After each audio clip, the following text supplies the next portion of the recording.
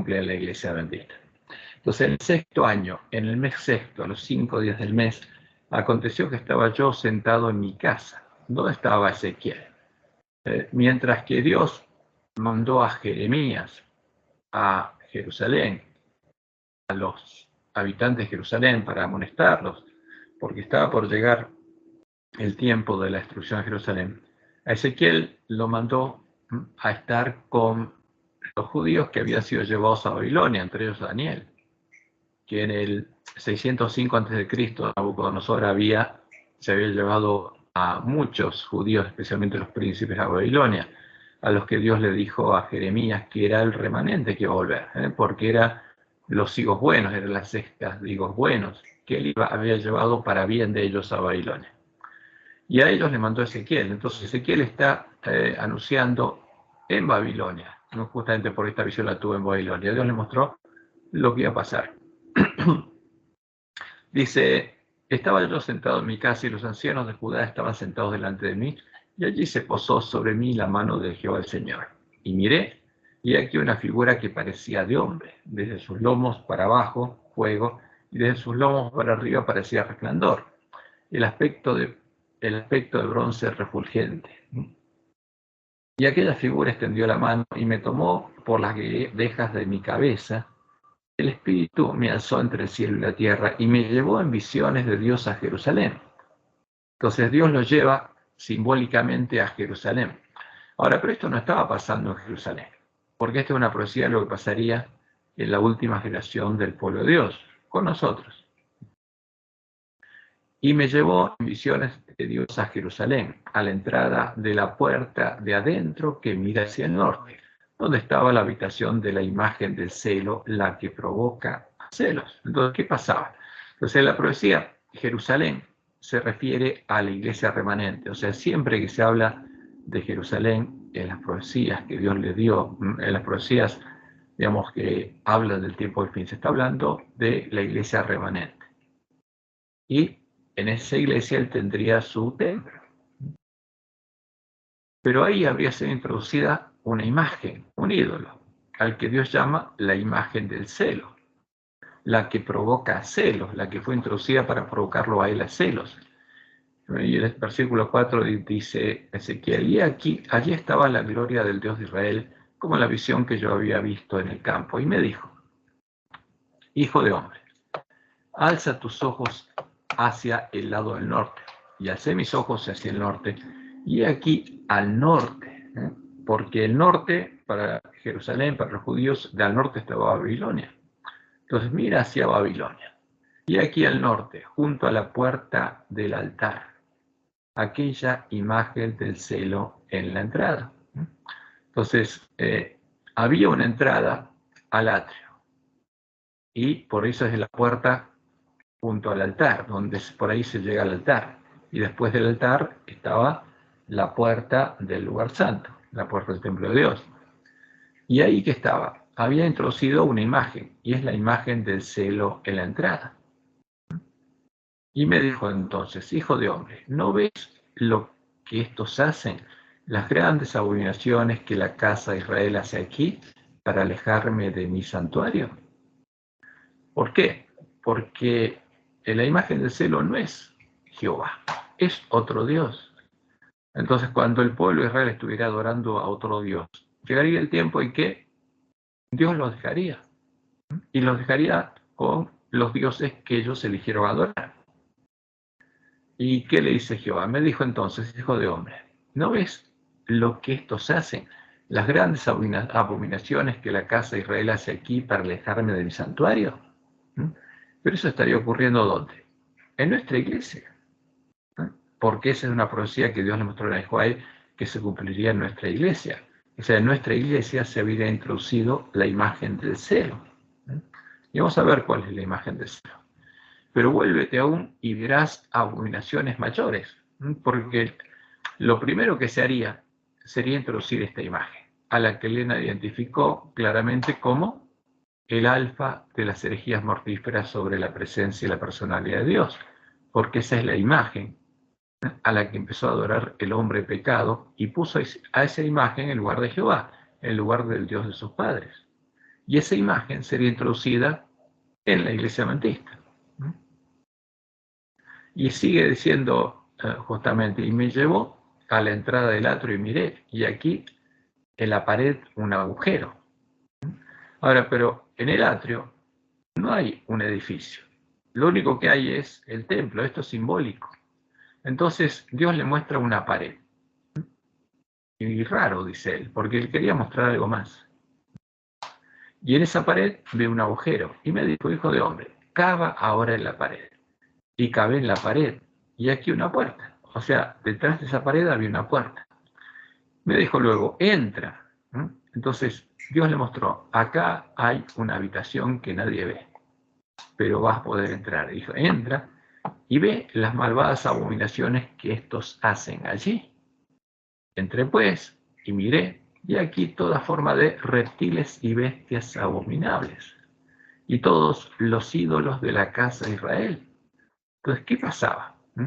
¿Qué es esta habitación secreta? Es un símbolo de la mente de los hombres. Entonces Dios le empieza a mostrar lo que hay en la mente de ¿quiénes? De los varones ancianos del pueblo. ¿Qué había en sus mentes? Imágenes de todos sus dioses. Simbólicamente Dios se los muestra como imágenes de reptiles y bestias abominables. ¿Y qué pasaba? Estaban pintados en la pared por todo alrededor. ¿Qué quiere decir esto? Que alguien, para pintar algo, primero hay que hacerse una imagen en la mente, hay que imaginarlo. ¿Qué quiere decir? Que los ancianos, varones ancianos, estaban imaginando los ídolos y los estaban pintando en sus mentes. Y delante de ellos estaban 70 varones de los ancianos de la casa de Israel. Y Hazanías, hijo de Safán, en medio de ellos, cada uno con su incensario en su mano. Y subía una nube espesa de incienso. Entonces, ¿qué estaban haciendo con estos ídolos? Le estaban orando, ¿no? Porque el incienso es un símbolo de las oraciones. Entonces Dios les muestra a Ezequiel que lo que pasaría en nuestro tiempo,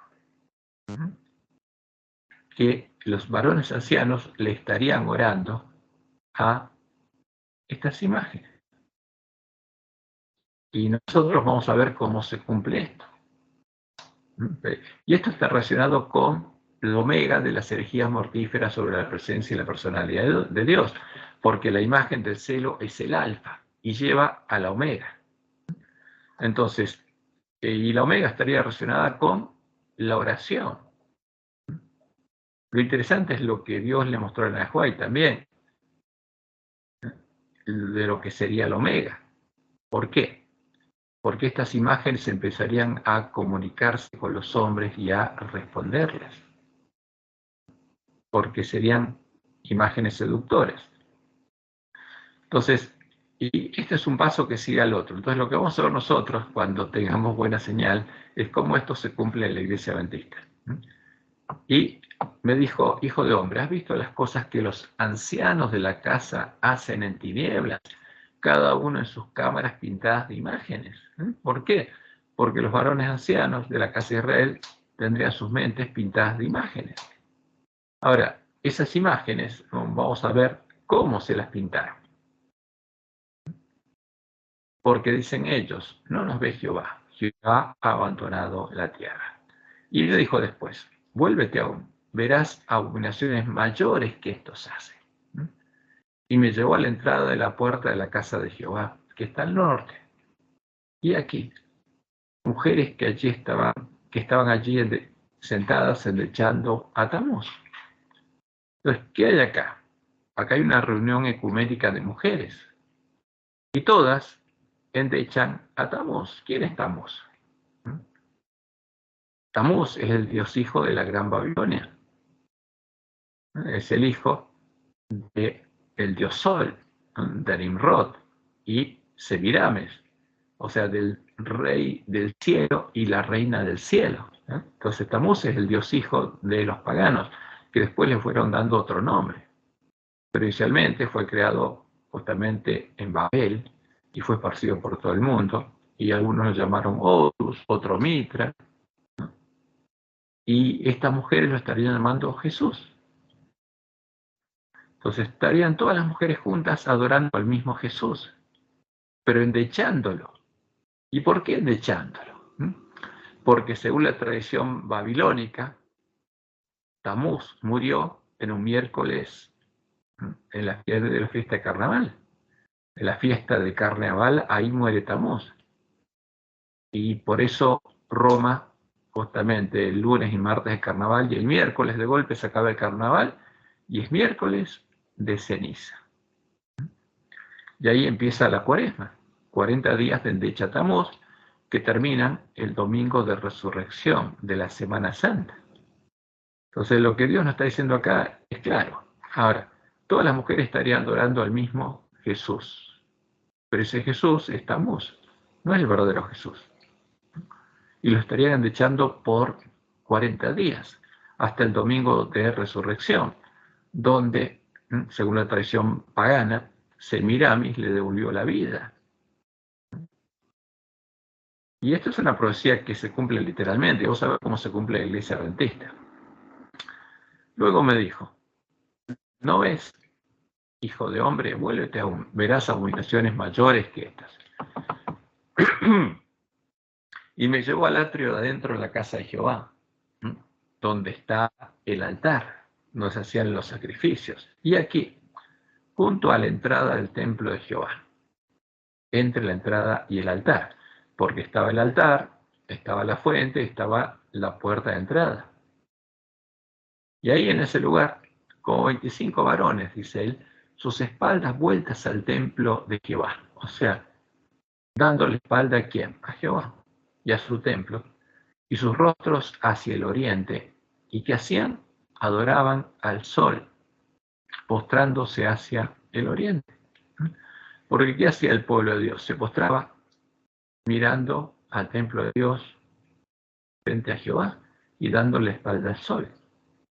¿Qué hicieron? ¿Qué estaban haciendo los varones ancianos abiertamente? Dándole espalda a Jehová y adorando al sol, al dios de Babilonia, postrándose hacia el oriente. Y ya no en secreto, ahora abiertamente en público. Entonces, porque esas son las etapas. Primero se introduce la imagen del celo, la imagen de Baal. Después vienen las oraciones y la omega. Llevan a esa condición que describe justamente la segunda etapa, porque esa es la omega, y como consecuencia del alfa y la omega, se unen con las otras mujeres ecuménicamente a adorar al mismo Dios, a Tamuz, y a las mismas imágenes, y finalmente le dan la espalda a Jehová y adoran abiertamente al Dios de Babilonia. Y ahí llega el tiempo de la ira de Dios. Y me dijo, ¿no has visto, hijo de hombre? ¿Es cosa liviana para la casa de Judá hacer las abominaciones que hacen aquí? Después que han llenado de maldad la tierra, se volvieron a mí para irritarme. He aquí que aplican el ramo a sus narices. ¿Por qué el ramo? A ver, porque el domingo de Ramos era la fiesta en que llevaban un ramo de flores a Tamuz, cuando lo estaban endechando. Y ese era el domingo anterior al domingo de la resurrección, porque ahí empezaba la Semana Santa, el domingo de Ramos. Ahora, ¿tiene algo que ver eso con Jesús? Nada. Porque Jesús entró en Jerusalén, ¿cuándo? El día 10 del mes primero. Entonces, y murió el 14, si el 14, en la semana que murió Jesús, cayó un viernes, porque variaba, caía en cualquier día de la semana, si cayó un viernes, el 10 fue, ¿qué día? Lunes, no un domingo.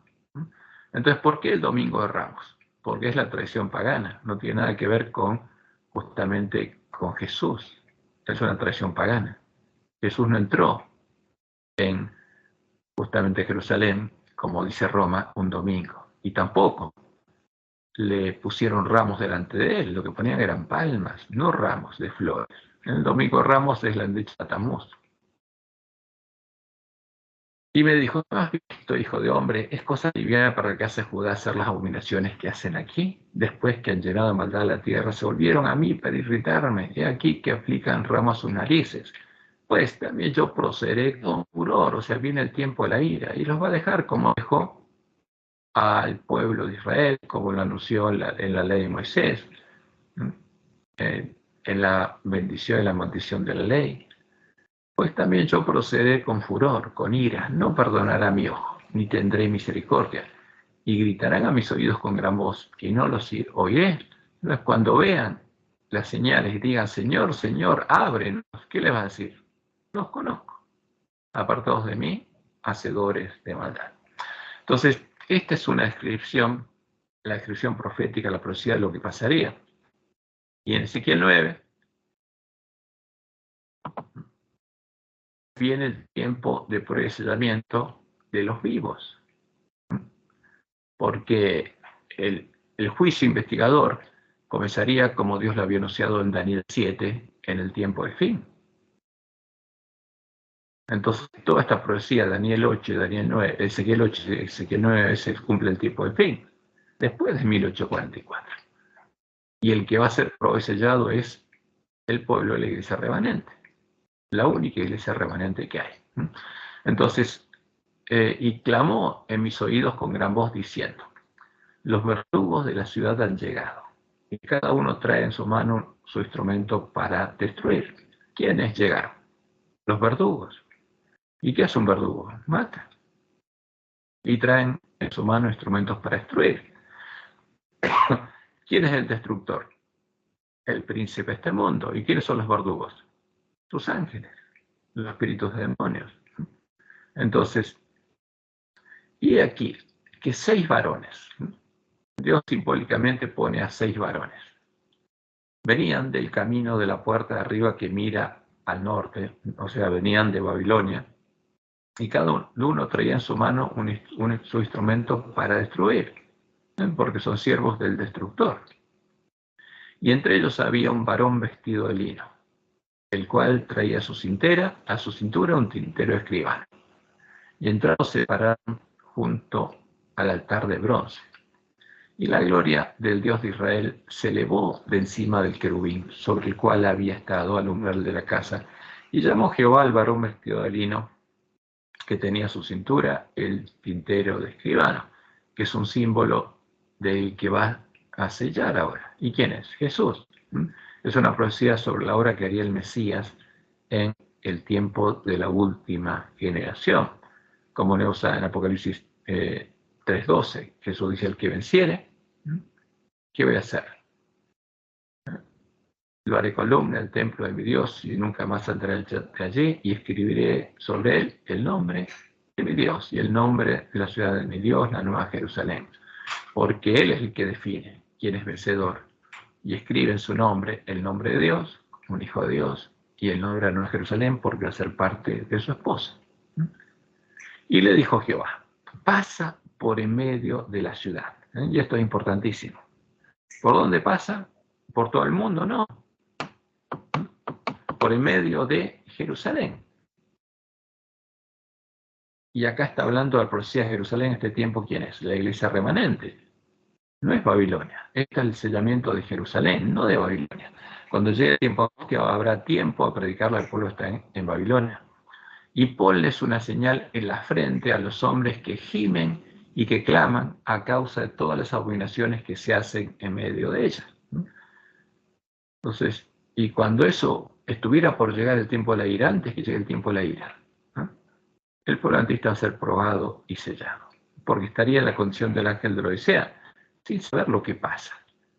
Y por causa de estas abominaciones estaría en su condición, sería desventurado, miserable, pobre, ciego, estaría desnudo, porque le estaría orando a ídolos.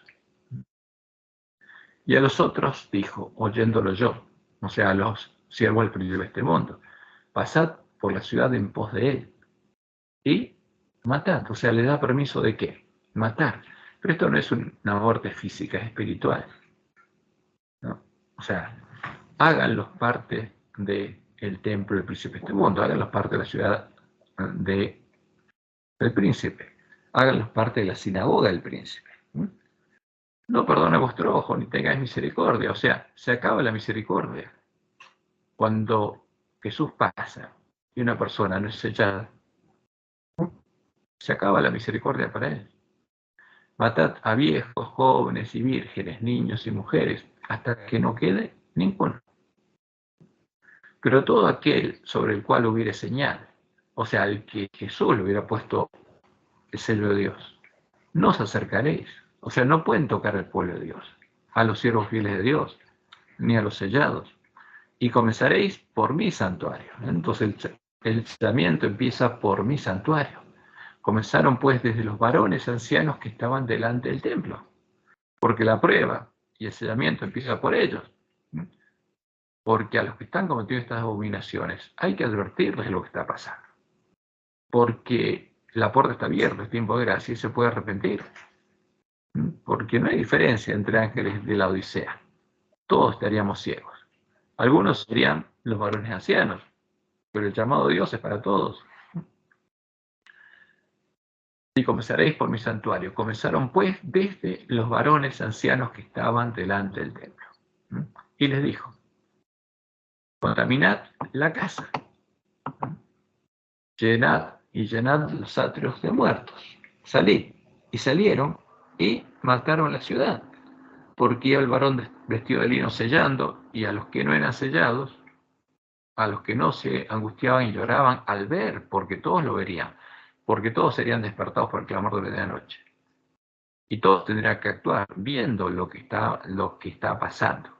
Por eso dice Elena que el mensaje que tenemos que predicar a nuestros hermanos es el mensaje directo que tiene justamente que Jesús quiere que se le dé al ángel de la Odisea, explicándole por qué Jesús dice lo que dice.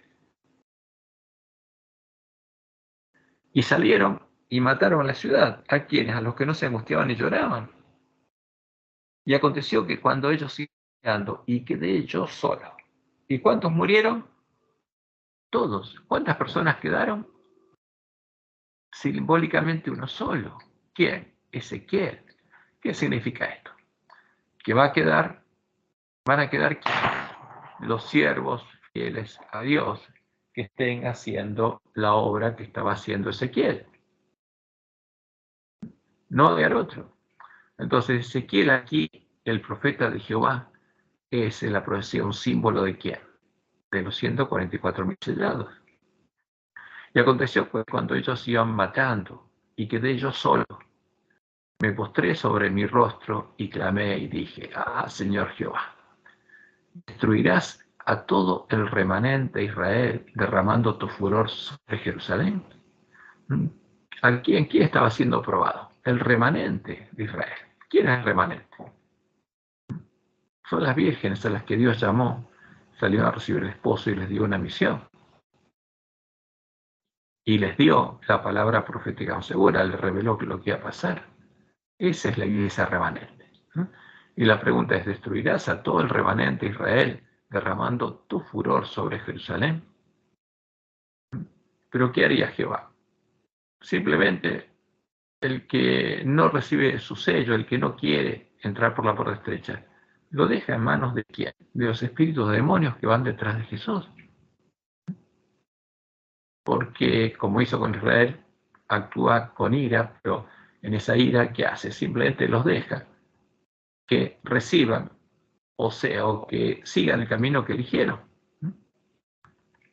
Y me dijo, la maldad de la casa de Israel y de Judá es grande sobremanera, pues la tierra está llena de sangre y la ciudad está llena de perversidad. La iglesia adventista está llena de perversidad, porque han dicho, ha abandonado Jehová la tierra y Jehová no ve.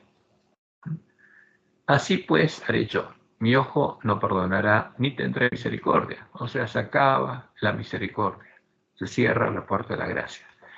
Y haré recaer el camino de ellos sobre sus propias cabezas. ¿Por qué? Porque estos varones, estos 6 varones, son los que ellos estaban adorando. Por eso Dios dice, haré recaer el camino de ellos, ¿no?, sobre sus propias cabezas. O sea, si adoran a estos varones que vienen acá, y los dejo en manos de ellos, ¿no?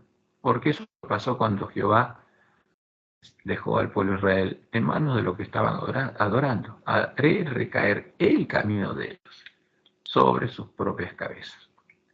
Y aquí el varón vestido lino que tenía el tintero a su cintura respondió una palabra diciendo, he hecho conforme a todo lo que me mandaste.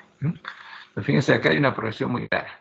Tienen que introducirse las 4 abominaciones, tienen que llegarse hasta ese punto, y ahí Dios manda a probar y sellar a su pueblo, porque ahí ese pueblo es despertado.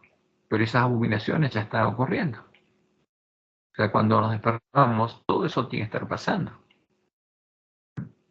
Entonces, por eso tenemos que ver si está pasando en la iglesia adventista.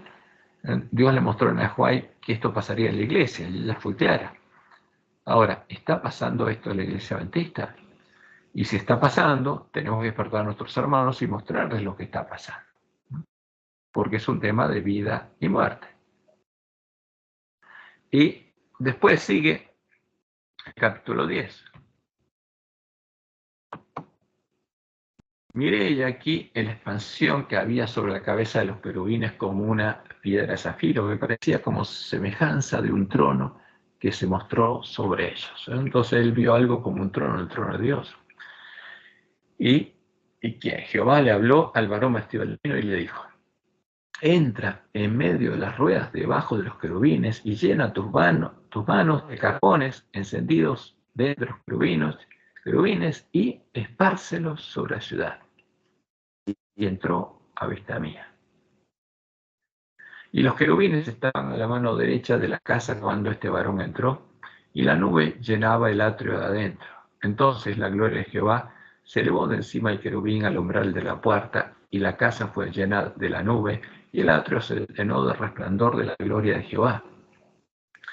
Y el estruendo de las alas de los querubines se oía hasta el atrio afuera, como la voz del Dios omnipotente cuando habla. Aconteció pues que al mandar al varón vestido de lino diciendo: toma fuego de entre las ruedas, de entre los querubines, él entró y se paró entre las ruedas. Y un querubín extendió su mano de en medio de los querubines al fuego que estaba entre ellos, y tomó de él, y lo puso en las manos del que estaba vestido de lino, el cual lo tomó y salió. ¿Y qué tiene que hacer? Tirarlo sobre la ciudad. Espárcelos sobre la ciudad. O sea, ese fuego cae sobre ¿quién? Sobre la iglesia adventista. Porque está hablando de algo que pasa en la iglesia adventista. Y cuando vamos, por ejemplo, a Apocalipsis,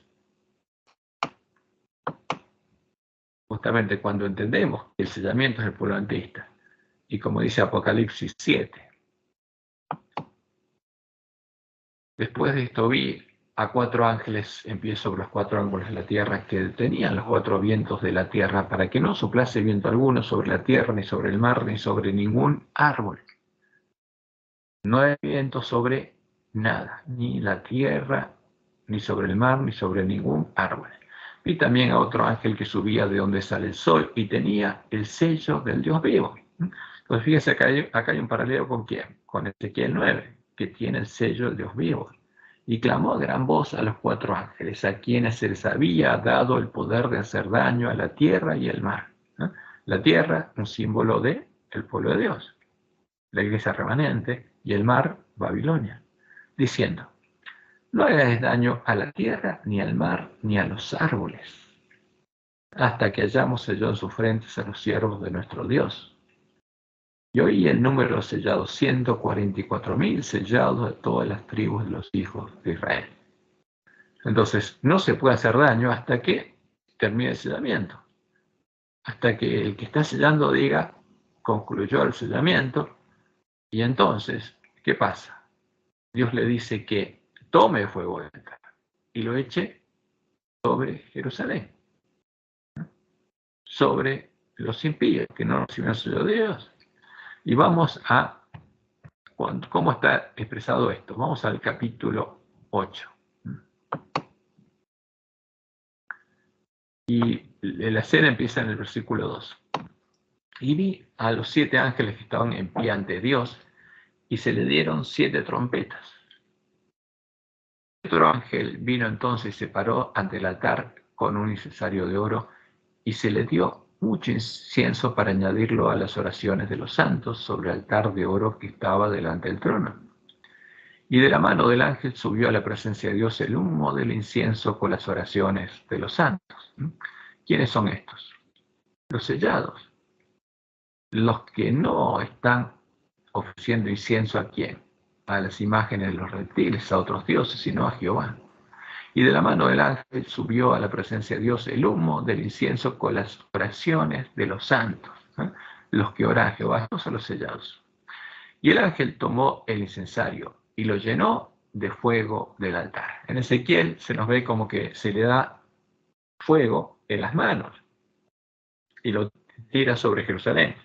Pero acá se ve que toma el fuego en el incensario y lo arroja a la tierra, no al mar, a la tierra, como dice Ezequiel. O sea, algo va a pasar, terminó el sellamiento y ahora algo pasa en la tierra, en la iglesia remanente. Y hubo truenos y voces y relámpagos y un terremoto. Los 7 ángeles que tenían las 7 trompetas se pusieron a tocarlas. Y el primer ángel tocó la trompeta. Y llega el día de Jehová. Y hubo granizo y fuego mezclados con sangre que fueron alzados sobre la tierra. Entonces se puede hacer daño a la tierra del mar. ¿Sí se ve en la pantalla ahora. Bueno, me alegro, se me ha mejorado la señal. Entonces, el primer ángel tocó la trompeta y hubo granizo y fuego mezclados con sangre que fueron alzados sobre la tierra. Entonces, cuando ponemos esto en paralelo con Ezequiel, ¿sobre quién? ¿Cuál es la tierra? ¿Dónde está el pueblo de Dios? Jerusalén. Y la tercera parte de los árboles se quemó. Entonces se pudo hacer daño a la tierra de los árboles. Y se quemó toda la hierba verde.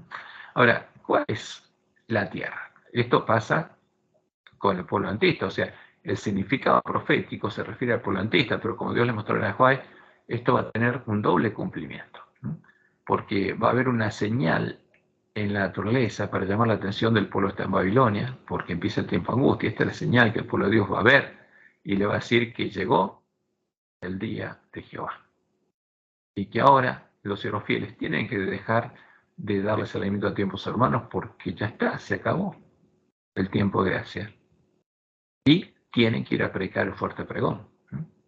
Entonces, aquí el pueblo de Dios va a salir de Jerusalén, porque mientras está siendo sellado está en Jerusalén. Y ahora sale de Jerusalén y va a predicar el fuerte pregón. Y esto es lo que ocurre en la iglesia adventista. Entonces, el otro día me estaban preguntando por qué hay un paralelo, tiene que haber un paralelo entre esto y lo que pasó con el pueblo adventista entre 1888 y 1903. ¿Qué pasó en 1888? La iglesia adventista estaba en apostasía, porque nuestros hermanos habían introducido en la iglesia joyas y monedas falsas, como Dios le había mostrado a Miller en su sueño. Y llega el mensaje de 1888 por medio de Wagons y Jones, y Dios le dice a Elena que ese es su mensaje que él envía, que es bíblico. Y los varones ancianos se ponen en oposición al mensaje y lo rechazan. Y empiezan a perseguir a Wagons y Jones y a Elena, que empieza a defenderlos y ella empieza a ir a iglesia por iglesia para que los hermanos escuchen el mensaje, porque los dirigentes no querían publicarlo ni que se escuchara. Y después Elena White, para que deje de hacer esta obra, la manda a Australia. Y Dios en 1901 le manda a volver y enfrentar la apostasía. Y viene una amonestación muy clara para los adventistas que estaban en apostasía. Y después del Congreso de 1901, cuando Dios define claramente cómo tiene que funcionar la Asociación General y los congresos de la Asociación General, y estos dirigentes mantienen rebeldía contra Dios, Dios le dice a la Huay que esa generación va a ser dejada en el desierto y no va a entrar, va a haber otra generación que va a entrar. Y en 1902 lo sigue amonestando por misericordia, permite que se queme el sanatorio, la revivanjera, y lo sigue llamando hasta que en 1903 Dios le dice a la Huay que se cerró la puerta, que él ya los dejó. Llegó el tiempo de la ira sobre Battle Creek, lo que había pasado con el pueblo de Israel. Y Dios los dejó. Dejó a los miembros de la conferencia general. Dejó a Battle Creek y le dice a Elena White que se separen.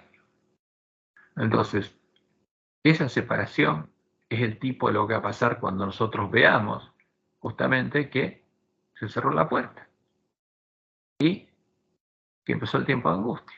Y ahí los sellados van a salir de Jerusalén, de la iglesia remanente. La iglesia triunfante va a salir a predicar el fuerte pregón y va a recibir la lluvia tardía. Entonces, y eso es lo que nosotros tenemos que entender, porque todo lo que Dios nos mostró que sucedió en el pueblo de Israel, lo que sucedió en la iglesia primitiva, lo que sucedió incluso, como dice Elena, en nuestra propia historia, son enseñanzas para nosotros, para que entendamos estas profecías y nos preparemos. Y el primer ángel tocó la trompeta y hubo granizo y fuego mezclados con sangre, que fueron lanzados sobre la tierra, y la tercera parte de los árboles se quemó, no todos los árboles. Y los árboles son un símbolo nuestro, como dijo Jesús en Mateo 7. Cuando llegue ese tiempo, todo árbol que no haya dado buen fruto, porque todos somos árboles malos. Ahora, pero los sellados van a ser árboles buenos, que van a dar frutos buenos. Pero si algún árbol sigue siendo un árbol malo, ¿qué va a pasar? Va a ser quemado, echado en el fuego.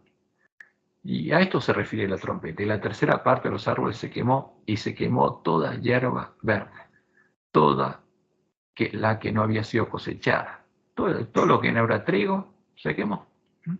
Entonces, esto no es que se van a quemar literalmente, sino que, como dice Ezequiel, van a quedar en manos de lo que ellos eligieron adorar. Por eso este es un tema muy delicado para el pueblo adventista, porque el tiempo de gracia para nosotros se acaba primero, porque el juicio empieza por la casa de Dios, empieza por nosotros. Pero justamente el pueblo adventista tiene una de las promesas más hermosas que podemos encontrar, porque es el primero que va a recibir la bendición de Dios. ¿Quiénes? Todos los que tengan hambre de justicia, como dice Jesús, todo el que busque, todo el que pide, todo el que llame, todo el que tenga hambre de justicia va a recibir la bendición de Dios. Y todos vamos a tener la oportunidad de hacer una decisión consciente, una elección consciente de por qué puerta vamos a entrar, ¿no? Entonces, lo que vamos a ver después detalladamente, cuando veamos ahora que volvió, lástima que la tormenta recién paró, pero lo hubiéramos podido ver ahora, lo vamos a ver después, es lo que está pasando en la iglesia. Y tenemos que mostrarlo a nuestros hermanos para que abran los ojos. Tenemos que tocar trompeta del Señor. Y los hermanos todos tienen que ver lo que pasa, porque es claro lo que está pasando. Salvo, el único problema es que mientras estuviéramos dormidos, con nuestros ojos cerrados, y antes de arreglar nuestras lámparas, no nos daríamos cuenta de lo que está pasando y nos creeríamos ricos, ¿no? Pero cuando nos diéramos cuenta de lo que está pasando, entonces ahí seríamos probados. Y ahí podríamos clavar a Dios y Dios tendría oportunidad de cumplir sus promesas. Porque eso es lo que Él espera. No quiere que ninguno de nosotros se pierda, sino que todos procedamos al arrepentimiento. Bueno, este es un bosquejo global en lo que dice la Biblia sobre este tema, y que después lo vamos a ver. Ya son las 9 y algo, si no, lástima que recién ahora volvió el internet, se ve que se despejó un poco, pero lo vamos a ver de nuevo, si Dios quiere, el sábado, porque podríamos verlo mañana, pero ya creo que mejor que lo veamos el sábado, porque se nos está atrasando mucho. Ahora nos fijamos en el pronóstico y vemos qué va a pasar. Bueno, ¿entendieron? Bueno, Gerardo, lo grabaste, pero no lo pongas, porque vamos a ponerlo después, vamos a publicarlo con todo el PDF y con toda la información para que lo puedan ver. ¿Tiene alguna pregunta sobre este tema? Una cosita nada más. No entendí bien lo de los árboles. Lo de la hierba sí lo entendí, pero lo de los árboles no entendí. ¿Qué serían los árboles? Perdón. Los árboles somos nosotros. O sea, entonces en la profecía de Isaías, y como Jesús lo tomó, cuando Dios habla de los árboles, está hablando de nosotros. Pero vamos a la palabra de Jesús. Mateo 7. Entonces, Jesús, hablando de lo que pasaría en el tiempo nuestro, nos dice que, por ejemplo, dice, entrad por la puerta estrecha, porque ancha es la puerta y espacioso el camino que lleva a la perdición, y muchos son los que entran por ella, porque habría dos puertas. Porque estrecha es la puerta, y angosto el camino que lleva a la vida, y pocos son los que la hallan. ¿Quién la va a encontrar? Todo el que la busque. Pero ¿por qué habría dos puertas? Dice, guardaos los falsos profetas, que vienen a vosotros con vestidos de ovejas, pero son lobos rapaces, por dentro son lobos rapaces. ¿Por qué estaría la puerta ancha, el camino espacioso en medio del pueblo de Dios? Por la obra de los lobos, los siervos de Jezabel. Pero Jesús dice, por sus frutos los conoceréis. ¿Acaso se cogen uvas de los espinos o higos de los abrojos? Así todo buen árbol da frutos buenos, pero el árbol malo da frutos malos. Entonces está hablando a nosotros, entonces nos compara con árboles. Entonces nosotros vamos a ser árboles buenos o árboles malos. Los árboles malos van a ser como los lobos, porque van a estar adorando lo que adoran los lobos y van a estar comiendo, bebiendo con ellos de la mesa de los borrachos. Entonces, el ángel lo decía, está dormido, pero después del tiempo precisamente del pueblo antista, vamos a entrar todos por una puerta o por la otra y vamos a ser árboles buenos o árboles malos. El que recorre el camino, entre por la puerta ancha y llega al final del camino, va a ser un árbol malo, que tenga frutos malos. Y lo interesante es que Jesús dice, no puede el buen árbol dar malos frutos, ni el árbol malo dar frutos buenos. Ahora, ¿pero nosotros qué somos? ¿Buenos o malos? Malos. ¿Podemos dar frutos buenos? No. Pero esa es la promesa de Dios. O sea, tenemos que nacer de Dios. Dios nos tiene que transformar a imagen de Jesús en árboles buenos, que tengan el amor de Dios, el amor de Jesús en sus corazones. ¿Y qué dice Jesús? ¿Por qué Jesús lo habla en este contexto de la última generación? ¿Qué dice? Todo árbol que no da buen fruto es cortado y echado en el fuego. Esos son los árboles que se queman. ¿Quiénes? Todos los adventistas que no tengan buen fruto, que no hayan recibido el sello de Dios, que tengan frutos malos, van a ser cortados y echados en el fuego. Por eso se van a quemar. De eso está hablando Jesús. ¿Por qué? Entonces, perdón. Sí, No, sí. está bien, Sí, está pregunta. claro. Lo que no, bueno, y la hierba verde vendría a ser, cuando habla de la hierba, porque ahí dice verde, vendría a ser lo del Sí. campo del padre de familia, cuando dice que cuando venga el ángel que va a ser la siega, va a separar el trigo de la cizaña y a la cizaña la va en atados y la va a quemar. ¿Eso es lo que está hablando ahí de la hierba? Claro, lo que se quema es todo lo que está en Jerusalén, como dice Ezequiel, porque el fuego del altar es echado en Jerusalén y que no recibe el sello de Dios. Está Los bien. árboles malos y la hierba, que no es trigo. Está bien, bárbaro. No, lo que pasa es que como dice ¿Ves? hierba verde, es como que me suena como que es algo que sirve, pero no, está hablando de la hierba, punto que no sirve, la cizaña, digamos. Está bien. Toda la que no fue Está bien, está bien, cosechada está bien. se quema. Todo lo que no sirve se quema para Dios. Chao, otra cosa. Entonces, Así y en termina el Isaías, falso profeta, así termina no, la no está bestia. hablando de los adventistas, no está No, ya hablando de los sé. adventistas acá, Acá está hablando son los salvantista, pero adventistas. digo que todo lo que no sirve, Dios lo termina quemando. Ese es el punto. Sí, simbólicamente queda en manos Pero, de los varones esos que vienen detrás de Jesús, del espíritu, demonios, los están adorando porque son parte de la sinagoga de Satanás. Entonces, en Isaías 60, empieza hablando, levántate, resplandece, porque ha venido tu luz. Porque antes de eso, Isaías 59 describe la condición del ángel de la Odisea.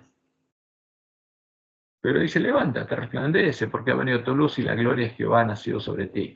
¿Por qué aquí que tinieblas cubrirán la tierra y oscuridad las naciones? Mas sobre ti amanecerá Jehová, y sobre ti será vista su gloria.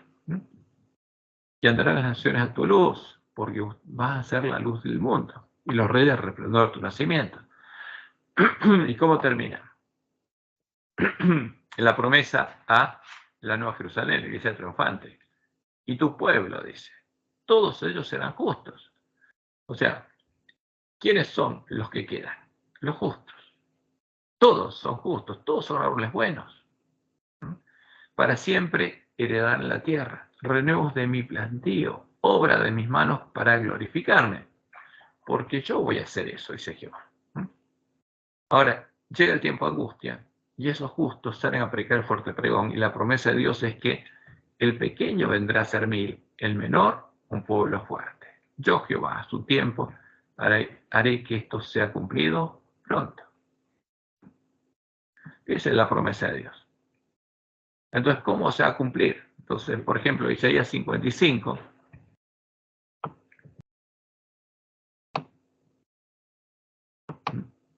Cuando dice a todos los sedientos, a todos los que tengan hambre y sed de justicia, vengan a las aguas.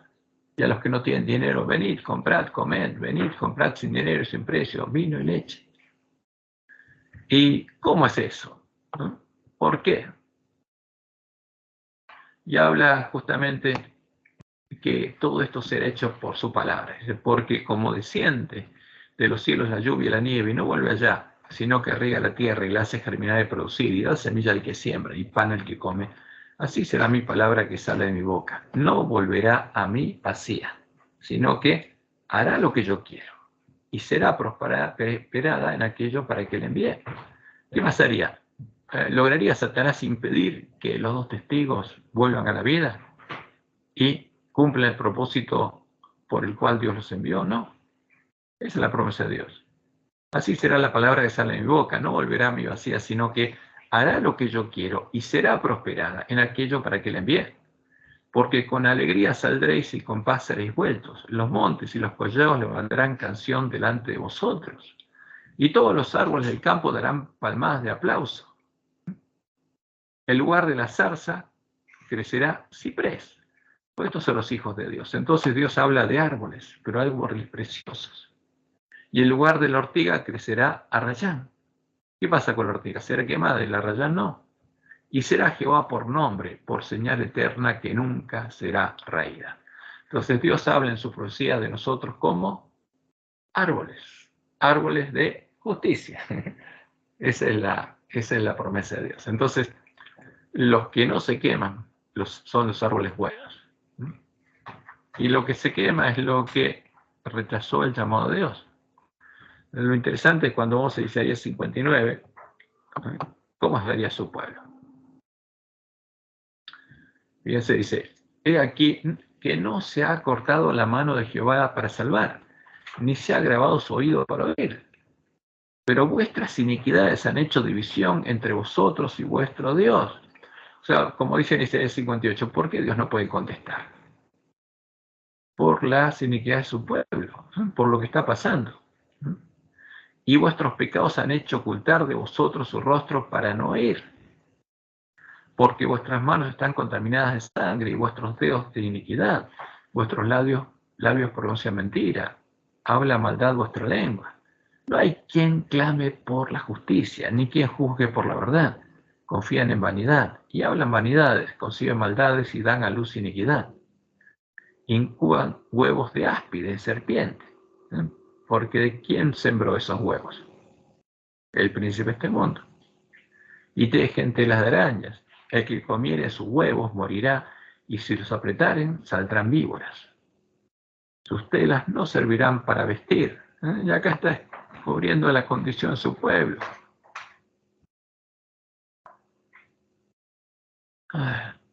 Y bueno, y el 14 dice, el derecho se retiró y la justicia se puso lejos, porque la verdad tropezó en la plaza y la equidad no pudo venir. Y la verdad fue detenida. Y el que se apartó del mal fue puesto en prisión. Y lo vio Jehová. Y desagradó sus ojos porque pereció el derecho. Está hablando de su pueblo. Y vio que no había hombre. Y se maravilló que no hubiera quien se interpusiese. O sea, porque todos estarían dormidos, todos, habría abominaciones y nadie, nada. Y lo salvó su brazo y le afirmó su misma justicia. Pues de justicia se vistió, como de una coraza, con yelmo de salvación en su cabeza. Tomó ropas de venganza por vestidura y se cubrió de celo como de manto, como para vindicación, como para retribuir con ira a sus enemigos y dar el pago a sus adversarios. El pago dará a los de la costa. ¿Por qué? Porque como después cuando uno pone línea sobre línea, Dios está diciendo que la condición de su pueblo en este tiempo sería debido a la obra de Babilonia, de los lobos vestidos de ovejas. Entonces Dios dice, bueno, se acabó. Y ahí viene el tiempo de sellamiento, ahí viene el tiempo donde manda el varón vestido de lino. Y esa es la promesa, versículo 59. Y temerán desde el occidente el nombre de Jehová, y desde el nacimiento del sol su gloria, porque vendrá el enemigo como río. Y esta es la omega, porque el enemigo viene simulando ser el Espíritu de Dios, para hacer habitación de demonios al pueblo antiguo. Viene el enemigo como río, más el Espíritu de Jehová el Señor levantará bandera contra él. Y hay un conflicto. Y vendrá el Redentor a Sión, está hablando a su pueblo, a Jerusalén, y a los que se volvieren de la iniquidad en Jacob, porque estaríamos en una condición terrible, dice Jehová. ¿A quiénes? A los que abran los ojos, vean, se angustien y lloren y se vuelvan de la iniquidad. Y este será mi pacto con ellos, dijo Jehová, el espíritu mío que está sobre ti, y mis palabras que puse en tu boca, no faltarán de tu boca, ni en la boca de tus hijos, ni en la boca de los hijos de tus hijos, dijo Jehová, desde ahora y para siempre. Porque Dios lo va a hacer parte de su templo, parte de su habitación, y va a cumplir la promesa, las promesas del nuevo pacto. Y estos van a ser renuevos en su plantío, obras de las manos de Dios. Por eso a este pueblo se le dice, levántate, resplandece. Está en una condición terrible. Pero Dios muestra, mire, esta es la condición en la que va a estar este pueblo. Esta es la condición del ángel de la Odisea. Pero ¿qué le dice Jehová a su pueblo? Levántate, resplandece, porque ha venido tu luz y la gloria de Jehová nació sobre ti. Porque aquí que tinieblas cubrirán la tierra y oscuridad las naciones. O sea, la tierra, ¿cuál es? Su pueblo. Estaría cubierto de tinieblas. Y el resto del mundo, de oscuridad. Mas sobre ti amanecerá Jehová y sobre ti será vista su gloria. Esa es la promesa para su pueblo, para el remanente de su pueblo. Entonces, cuando vemos todo lo que Dios anunció y lo ponemos línea sobre línea, entendemos cuál es el evangelio para el pueblo adventista, que estaría en la condición del ángel de la Odisea. Pero Dios lo estaría llamando, aún lo estaría llamando, porque la puerta aún estaría abierta. Aún se dice hoy para el pueblo adventista. Pero se va a cerrar la puerta, porque la profecía de la fiesta solemne se cumple al pueblo adventista y la trompeta tiene que sonar en Sion. Pero anuncia la trompeta que el día 9, a la puesta del sol, es quitado el continuo y se cierra la puerta. En el día y la hora, que nadie sabe. Por eso nuestra misión es darle alimento a tiempo a nuestros hermanos. Esa es la misión que Dios nos dio. Y por supuesto, clamar a Él, porque Él tiene que cumplir sus promesas a nosotros. Pero si no clamamos a Él, si no le oramos a Él, Él no puede cumplirlas. Ese es el mayor problema del pueblo adventista. Porque las vírgenes son sensatas e insensatas. Pero las sensatas están en la misma condición que las insensatas y no saben por qué. Y oran sí. ¿Y por qué sí en esa condición? Entonces la pregunta es, ¿a quién le ora? Ese es el tema. Esa es la razón de la condición del ángel de la Odisea. Bueno, vamos, si no tiene otra pregunta, espero haber contestado la pregunta. Hermano Cristian. Sí. Cuando iniciaste la lectura en Ezequiel 8, en especial Ezequiel 9, donde hace referencia Ezequiel 9:2, y he aquí que 6 varones venían del camino de la puerta de arriba, que mira hacia el norte, y cada uno traía en su mano su instrumento para destruir. Entre ellos había un varón vestido de lino. Es decir, hay 6, pero entre ellos hay uno vestido de lino. Los otros 5 se consideraría que no están vestidos, es decir, no hice bien la pregunta. Los otros 5 difieren del varón que está vestido de lino como tal. Son 7 en total. 6 tienen instrumentos para destruir. Y entre ellos, porque estaban rodeando, venía el varón vestido de lino, estaban detrás de él. Dice, he aquí 6 varones venían del camino de la puerta, y entre ellos había Sí, un varón vestido de lino. otro Ahí más hay 6. El séptimo está... que Ah, entre ok, ellos. ok, bien, comprendo.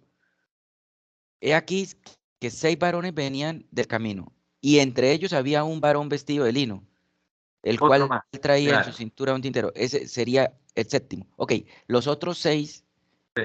los otros 6 varones, esos corresponden, hace un momento nos mencionabas que corresponden a, o representan los 6 varones a lo que estaría adorando el ángel de la Odisea. Claro, son espíritus de demonios, son los siervos del destructor. Son los espíritus de demonios que en Joel 2 también que Dios lo describe de otro modo, como lo escribe en Apocalipsis 9. Son los espíritus de demonios que vienen al pueblo de Dios, porque cuando uno pone línea sobre línea y ve lo que pasa justamente en Ezequiel, Dios dice que Él permite que venga. Ahora, ¿qué van a hacer esos espíritus de demonios? Van a hacer habitación de demonios del pueblo de Dios.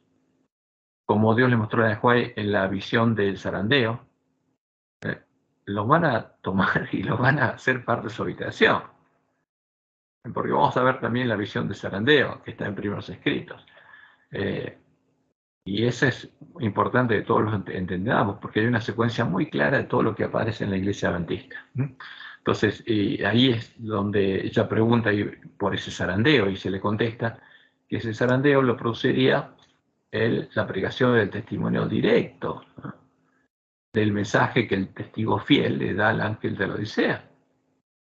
Porque eso va a hacer que algunos se angustien y lloren y clamen angustiosamente y perseverantemente a Dios, y esos van a ser protegidos. Y los otros van a ser arrastrados, ella dice, los perdí de vista. O sea, pero en la iglesia adventista, dentro de la iglesia estarían los espíritus de demonios, que son estos varones, estos 6 varones, el símbolo que Dios usa en Ezequiel. Y en Joel los muestra de otro modo. Pero se trata de eso, de los que vienen los siervos del destructor.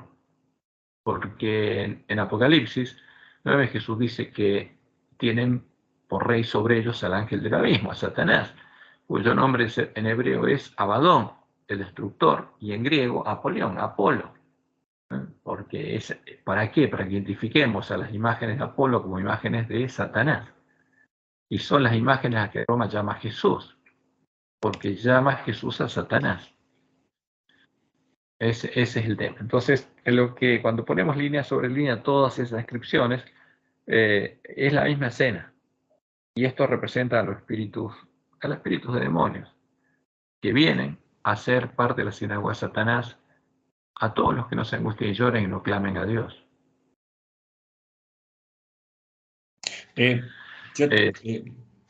Perdón, pero acá estos individuos que vienen con estos seres, digamos, son espíritus de demonio.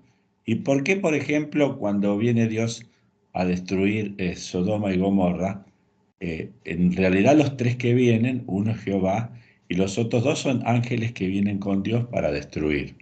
Entonces, yo no puedo decir lo mismo, no puedo decir que son espíritus de demonio, porque está bien claro que los que vienen y se sientan a comer con Abraham, después con Lot, no son, yo no puedo decir que son espíritus de demonio, porque de hecho los invita a pasar a su casa, comen con él, etcétera, etcétera. Entonces, no me queda claro distinguir entre una cosa y la otra, porque en un momento Dios actúa, Él destruyendo en persona a través de sus ángeles, y acá es como que manda espíritus de demonios que vienen con Jesús. Primero Él pasa con el tintero, les escribe, les pone el sello de Dios, y después es como que libera a los otros 6 para que hagan su obra destructiva.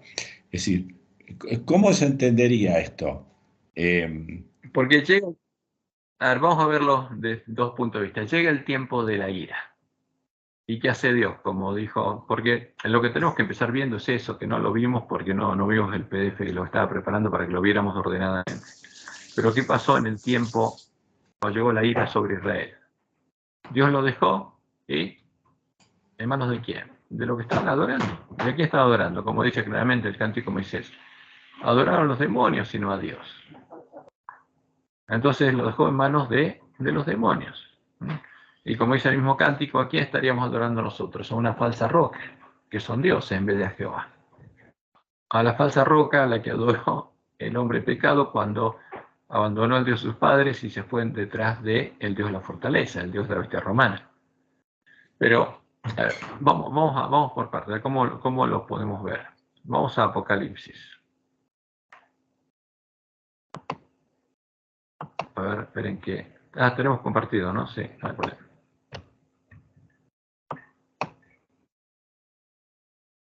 Apocalipsis.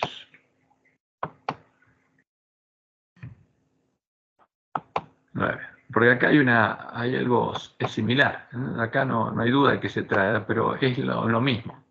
Entonces, el quinto ángel tocó la trompeta. Estábamos en medio del tiempo de angustia. Pasó la primera, segunda, tercera y cuarta trompeta, eso los juicios destructores de Dios, y llega el tiempo de la quinta trompeta. Y vi una estrella que cayó del cielo a la tierra. ¿Quién es? El príncipe. Y se le dio la llave del pozo del abismo. Se le permite abrir su reino para que salgan de ahí. Y abrió el pozo del abismo. Y subió humo del pozo como humo de un gran horno. Y se oscureció el sol y el aire por el humo del pozo. Simbólicamente salen de ese pozo los espíritus demonios, porque ahí se les permite actuar. Y del humo salieron langostas sobre la tierra y se les dio poder, como tienen poder los escorpiones de la tierra, y se les mandó que no dañasen, ¿qué cosa? A la hierba de la tierra. Fíjense, primera trompeta se quema y no hay más hierba, pero ahora hay hierba nueva. ¿Qué significa esto? Los que en el tiempo de angustia salió de Babilonia, empezó a entrar al reino de Dios, germinó la semilla del trigo del corazón, salió de la hierba y está creciendo hasta tener fruto. Entonces, ¿qué se le dice a estos que son los siervos del príncipe de este mundo? Que no los pueden tocar. Que no dañasen a la hierba de la tierra, a los que salieron de Babilonia, nacieron Dios y están creciendo y recorriendo el camino angosto. Ni a cosa verde alguna, ni a ningún árbol. Porque los árboles ya son grandes, está hablando de los 144.000. Sino solamente a los hombres que no tuviesen el sello de Dios en su frente. Entonces, ¿a quién pueden dañar? A los impíos solamente. Y les fue dado, no que los matase a los impíos, sino que los atormentase 5 meses. Y su tormento era como tormento de escorpión cuando hiere al hombre. Y aquellos días los hombres buscarán la muerte, pero no la hallarán, y ansiarán morir, pero la muerte huirá de ellos. Y estos son los siervos del príncipe de este mundo. El aspecto, dice, de las langostas era semejante a caballos preparados para la guerra. En las cabezas tenían como coronas de oro. Sus caras eran como caras humanas. Tenían cabello como cabello de mujer, como lo describe Joel 2, con larga cabellera, los espíritus de demonios. Sus dientes eran como de leones. Tenían corazas como corazas de hierro. El ruido de sus alas era como estruendo de muchos carros de caballos corriendo a la batalla. Tenían colas como de escorpiones y también aguijones, y en sus colas tenían poder para dañar a los hombres durante 5 meses. Y tienen por rey sobre ellos ¿a quién? Al ángel del abismo. O sea, son los ángeles del ángel del abismo, son los demonios, cuyo nombre en hebreo es Abadón, el destructor, y en griego Apolión, Apolo. Entonces, acá se los describe, y lo interesante es que no pueden tocar a ninguno del pueblo de Dios, no pueden tocar a la hierba verde, ni a ningún árbol, ni a ninguno tenga el sello de Dios, solo a los impíos, a los que están en Babilonia, no a los que salieron de Babilonia y entraron por las puertas de la ciudad de Dios. Entonces, esto, lo mismo que pasa acá, ocurre antes en medio del pueblo de Dios, porque vamos a Joel.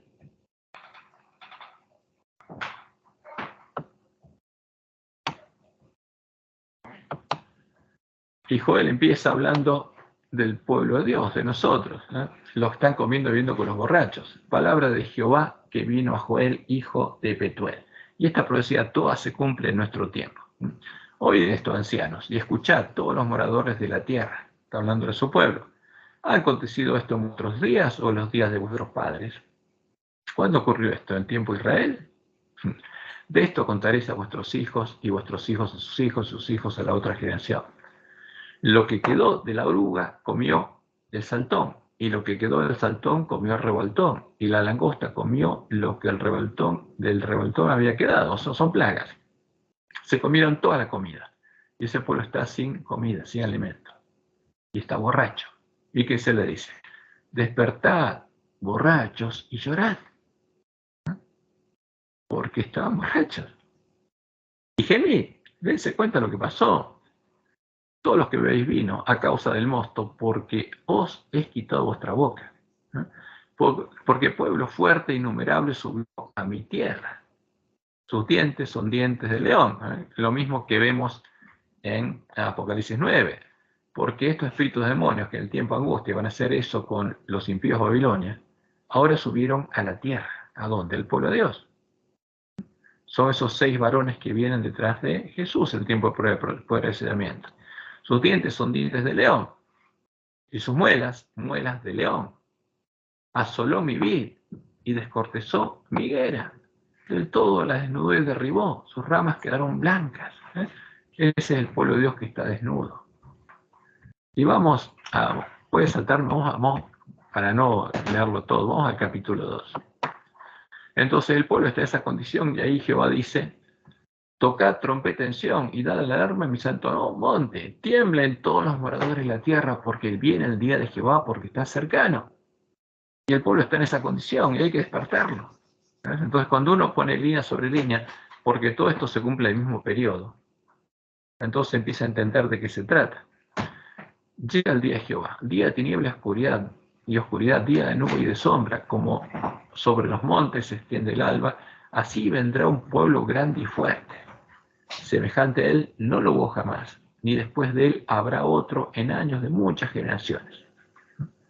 Entonces, toda la interpretación, porque acá viene Jesús y viene este pueblo, estos que tienen muelas de león. Delante de él consumirá fuego, tras él abrazará llama, porque van a dejar todo destruido estos. Como el huerto del Edén será la tierra delante de él, y detrás de él como desierto asolado.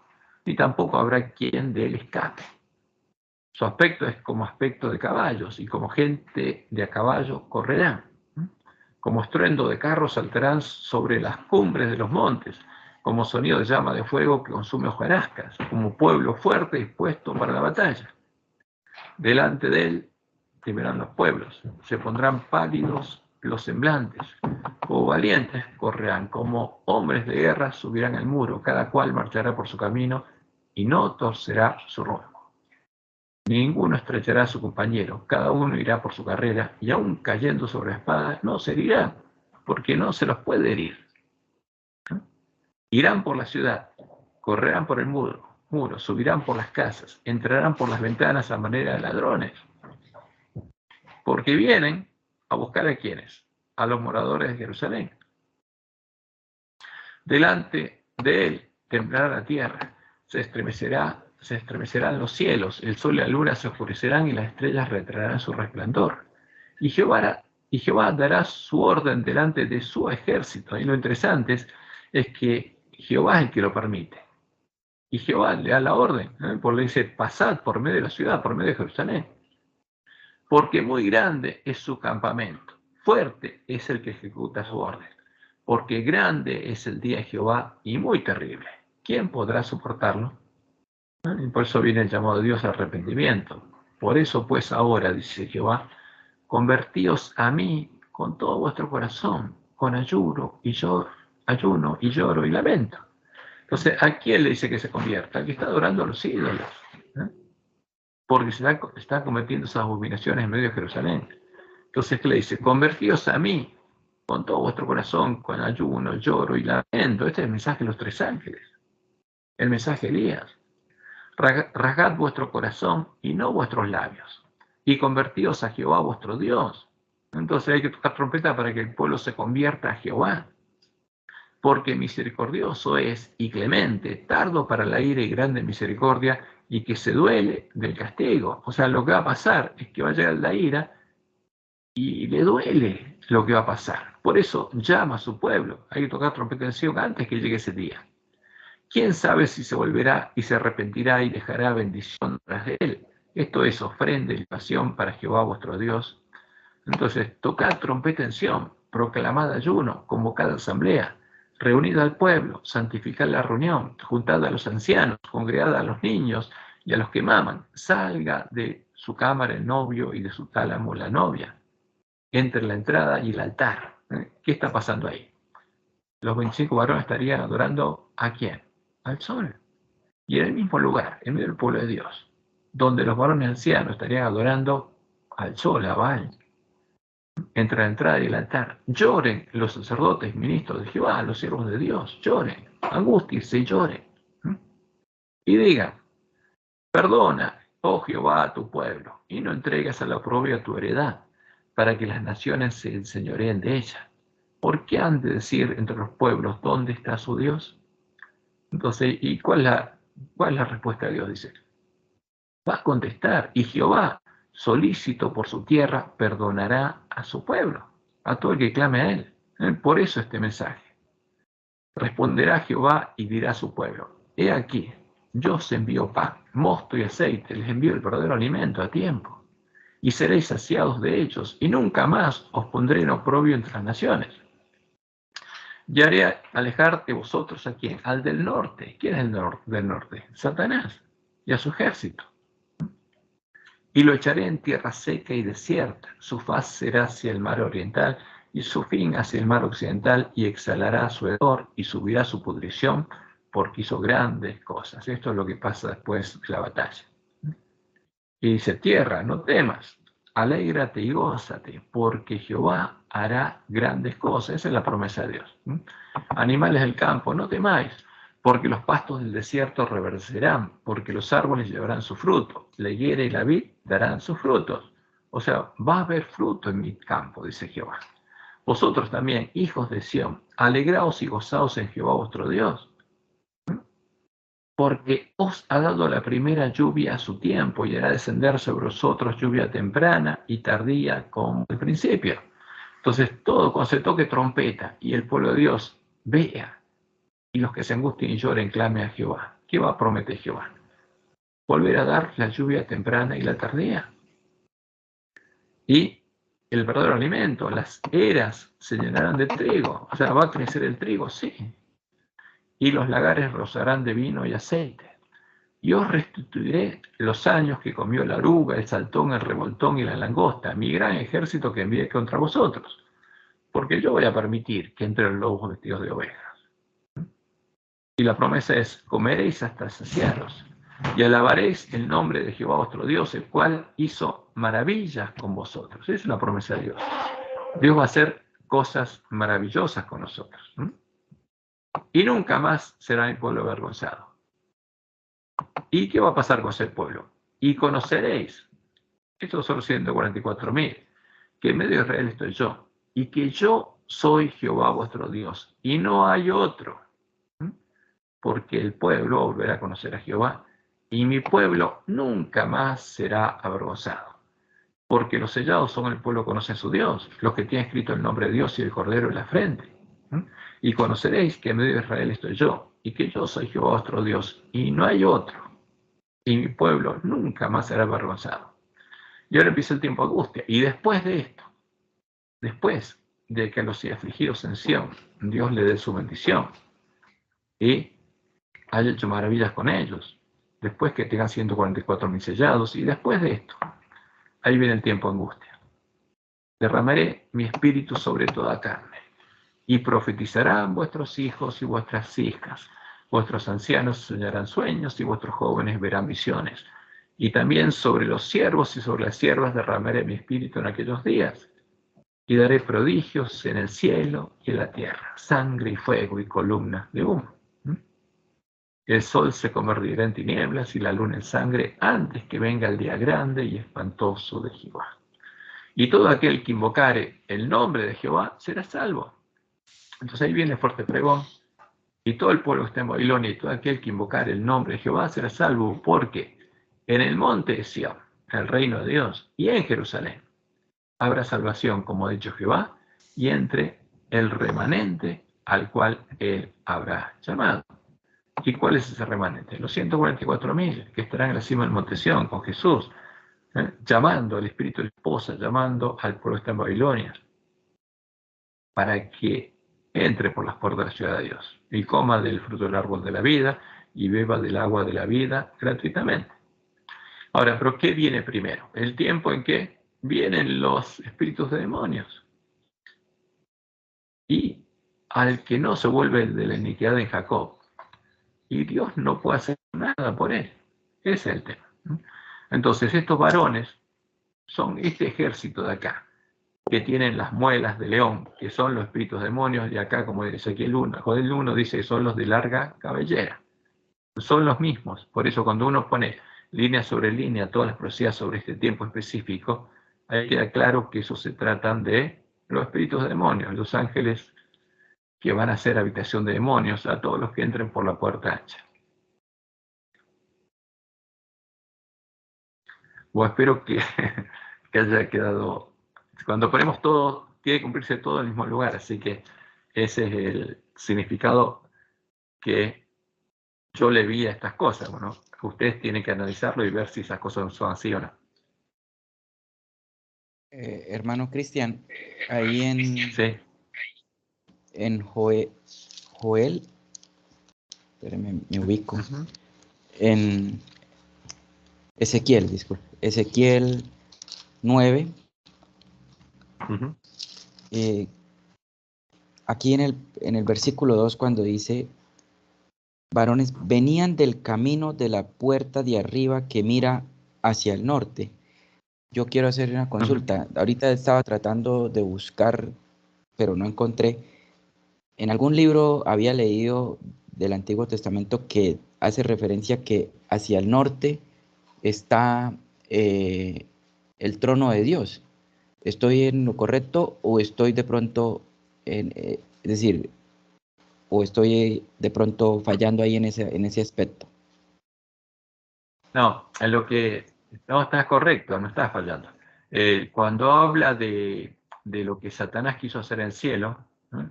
Porque en Isaías 14 está, que dice, pondré mi trono, ¿dónde? A los lados del norte, el monte de Dios. Y seré semejante al Altísimo. Pero en este caso, el trono de Dios está en el templo. Entonces, fíjate, clamó a mis oídos con gran voz diciendo, los verdugos de la ciudad han llegado y cada uno trae en su mano su instrumento para destruir. Y aquí que 6 varones, estos son los verdugos, venían del camino de la puerta arriba que mira hacia el norte y cada uno traía en su mano su instrumento para destruir. O sea, 6 varones con instrumentos para destruir. Ninguno de ellos es el varón que tiene vestido de lino, ¿no? Por eso son 6 que tienen instrumentos para destruir. Y entre ellos había otro que este no destruye, este que hace. Este es ella. Entonces, y la gloria del Dios de Israel se elevó de encima del querubín sobre el cual había estado ahora en el templo, porque la puerta está para el norte y vienen por el camino norte, o sea, vienen por ese camino, pero el trono de Dios está atrás, en el templo. Y Ezequiel está viendo esa gloria en el templo. Y la gloria del Dios de Israel se elevó de encima del querubín sobre el cual había estado al umbral de la casa, porque estaba en su casa, esa era la casa de Dios. Y llamó Jehová al varón vestido de lino, que venía y lo seguían estos 6, que tenía su cinturón interior escribano, y le dijo Jehová, pasa por en medio de Jerusalén. Entonces, ahí está la orden. Y a los otros Dios les permite ir detrás de él, y al que no fue sellado, al que no tiene sello de Dios, que quede en sus manos. Claro, entonces, pero fíjense, y aquí que 6 varones venían, versículo 2, del camino, de la puerta de arriba que mira hacia el norte, o sea, porque entraron viniendo por ese camino. Estos 6 varones vienen de ahí, de ese camino, no estaban en la ciudad, vienen para entrar.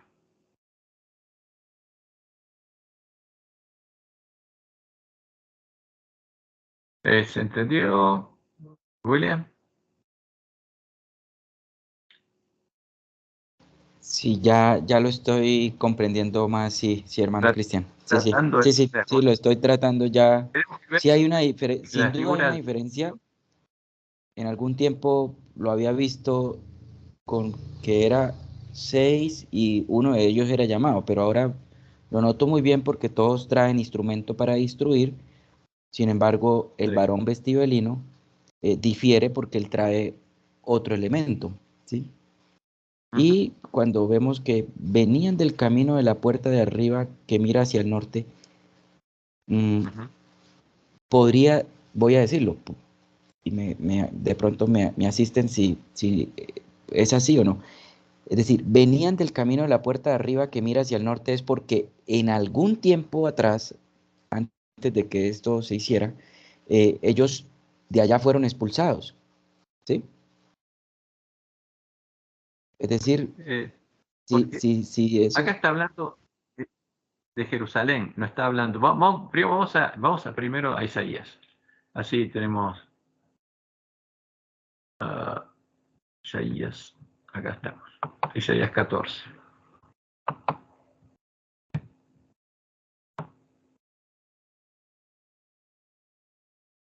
Versículo 12. ¿Qué dice ahí? ¿Cómo caíste del cielo, oh lucero, hijo de la mañana? Porque Lucifer no es la estrella de la mañana, es hijo de la mañana. Cortado fuiste por tierra, tú que debilitabas a las naciones, tú que decías en tu corazón, subiré al cielo, en lo alto, junto a las estrellas de Dios levantaré mi trono, y en el monte del testimonio me sentaré a los lados del norte. Sobre las alturas de las nubes subiré y seré semejante al Altísimo. Mas tú derribado eres hasta el Seol, a los lados del abismo, por eso se llama, es el ángel del abismo. Entonces, ¿qué pasó? En el cielo, él simbólicamente quería sentarse en el monte del testimonio, o sea, el monte es un símbolo del reino de Dios, a los lados del norte, sentarse como Dios y ser semejante al Altísimo. Entonces, por eso, el verdadero rey del norte es Jehová. Pero el falso rey del norte es él, el príncipe de este mundo. Y en Jerusalén, al norte tenía Babilonia y al sur tenía Egipto. Entonces lo que está simbólicamente diciendo acá, como después lo dice, diciendo que tienen muelas de león, porque está hablando que vienen de Babilonia, el reino del príncipe de este mundo, de la gran Babilonia. Son los ángeles que habitan en el reino del príncipe de este mundo. Entonces, esta escena es en el cielo, pero ahora en la tierra, Jehová tiene su templo, perdón, tenía su trono o tiene su trono en Jerusalén. Y en ese templo es llevado Ezequiel, porque Ezequiel es llevado desde Babilonia simbólicamente a Jerusalén, al templo de Jerusalén. Y estando en el templo, perdón, estando en el templo, él ve que del camino que viene del norte, vienen estos varones y entran. Y Dios les permite entrar al templo y van a la presencia de él y él les dice justamente que pasen detrás del varón vestido de lino, les da permiso de entrar. Pero ellos vienen del norte hacia el templo donde está Jehová. Y después cuando los varones ancianos en Ezequiel están adorando al sol, le están dando la espalda. ¿No? ¿A quién? A Jehová, y postrándose hacia el oriente y adorando al sol. Vamos a verlo, volvemos de vuelta a Ezequiel. Entonces vamos al 8. Entonces acá se lo lleva a Jerusalén. Y vamos a lo último. Ezequiel 8:16. Me llevó al atrio de adentro de la casa de Jehová y aquí junto a la entrada del templo de Jehová, entre la entrada y el altar, como 25 varones, sus espaldas vueltas al templo de Jehová. Entonces ahora le dan la espalda a Jehová. Pero Jehová está en el templo adentro. Y sus rostros hacia el oriente, donde sale el sol. Y adoraban al sol, postrándose hacia el oriente. Entonces, Y ahora en el capítulo 9, en vez del oriente, los ve venir del norte. Pero él sigue estando en el templo.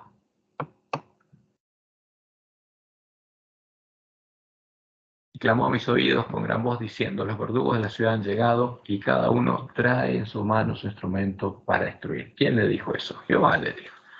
Y aquí que 6 varones venían del camino de la puerta de arriba que mira hacia el norte. Entonces venían de afuera y entraron. Entonces, es simplemente eso lo que muestra la profecía. No agrega otra cosa. Por supuesto que estos son ángeles caídos, que fueron arrojados por Satanás del cielo cuando fue echado a la tierra, como dice Apocalipsis 12. Sí, lo trato de notar desde la perspectiva que son ángeles caídos y pues fueron arrojados desde el tiempo de atrás, ¿sí? Sí, bueno, lo que arrastró Satanás cuando fue arrojado a la tierra. Sí.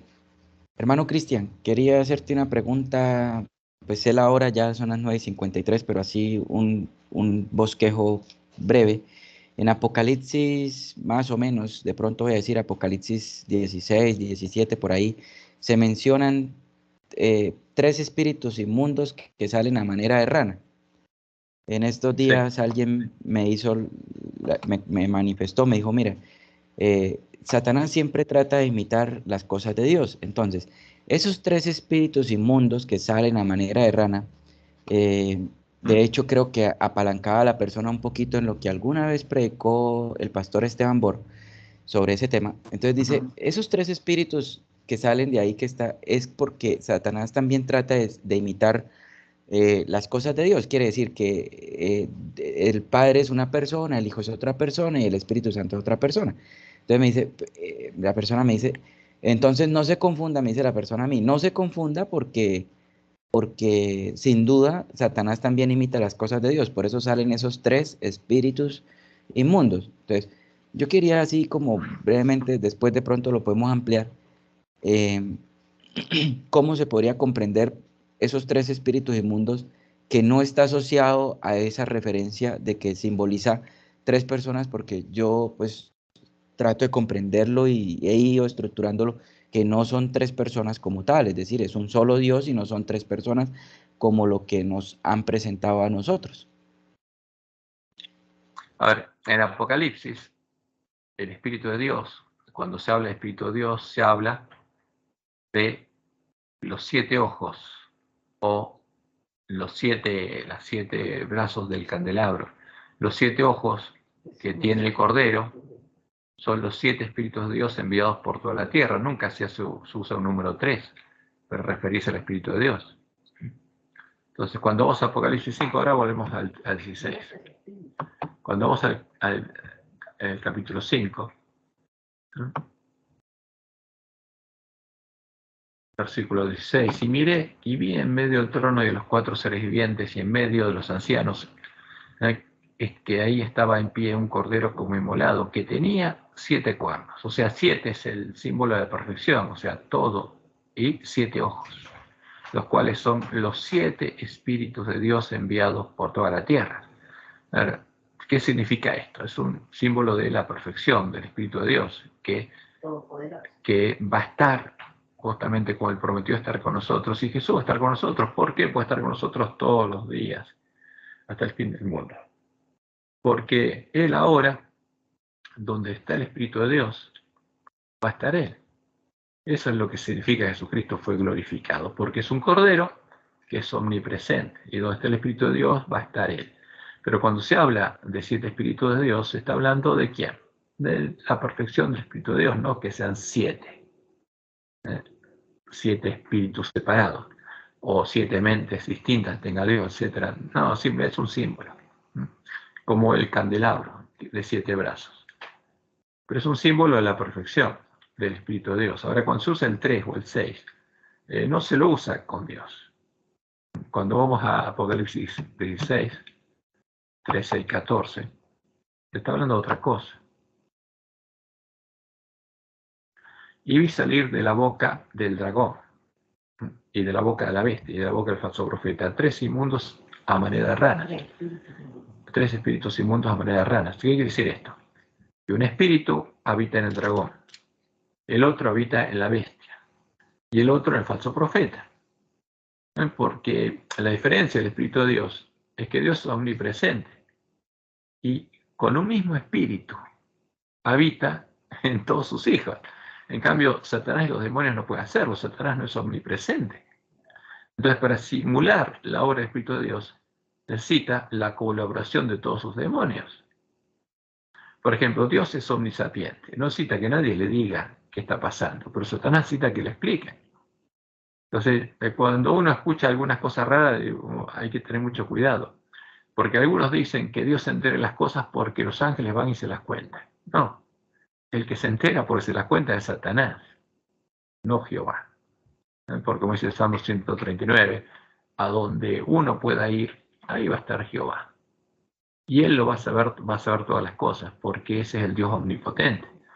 Pero el falso espíritu que habita en la Gran Babilonia está conformado por millones de espíritus de demonios, que ahí están todos organizados. Satanás los tiene bien organizaditos. Pero los que salen acá, ¿qué nos está diciendo? Que en estas 3 entidades, el dragón, que son las rameras que adoran directamente al dragón, las paganas, y la bestia, que se disfrazó de cristiana, y de la boca del falso profeta, que también es habitación de demonios, porque habitan espíritus demonios, salen 3 espíritus inmundos a manera de ranas, pero son inmundos. Dios no tiene 3 espíritus. Estos son 3 espíritus que habitan cada uno en un lugar distinto y salen de ahí porque tienen una obra que hacer, pues son espíritus de demonios. Entonces, el Espíritu Santo que habita en el falso profeta, ¿qué son? Espíritus de demonios, es claro. Y en la bestia son espíritus de demonios. Y en las religiones paganas abiertamente son espíritus de demonios, pues son paganas. Y estos espíritus salen y hacen señales y van a los reyes de la tierra en todo el mundo para reunirlos a la batalla de aquel gran día, el Dios Todopoderoso. O sea, Dios no tiene 3 entidades donde habitan 3 espíritus y Satanás copia lo que Dios hace. No existe eso. Dios tiene un solo pueblo y un solo espíritu. Entonces, esa asociación que hacen algunos simplemente tratan de justificar de algún modo lo que es injustificable. Porque Dios es claro en su palabra. Entonces, bueno, si el pastor Boris hizo esa asociación, bueno, es triste, pero bueno, no tiene sentido. O sea, porque no es rigurosa la aplicación. La profecía tiene que cumplirse perfectamente.